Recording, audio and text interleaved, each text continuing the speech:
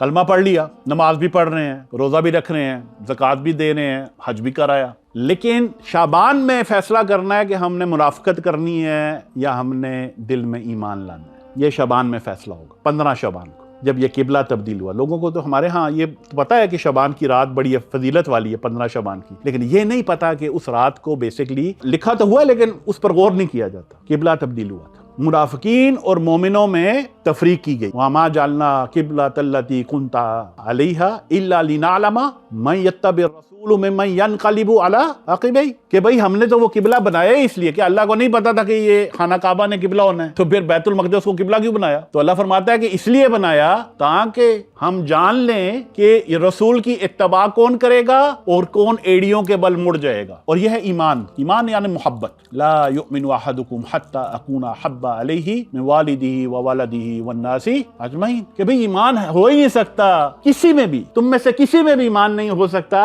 जब तक कि रसूल करीम सल्लल्लाहु अलैहि वसल्लम हमें हमारे वालिद, हमारे बेटे और तमाम लोगों, और जिसमें हम खुद शामिल हैं, ज़ाहिर है नासी अजमईन में तो हम भी शामिल हैं, सबसे ज्यादा आप हमें महबूब ना हो जाए ईमान नहीं। तो शबान जो है ये ईमान का महीना है। हफ्तावार लेक्चर में शिरकत के लिए अपने करीबी बुरहानिया के सेंटर में तशरीफ लाएं।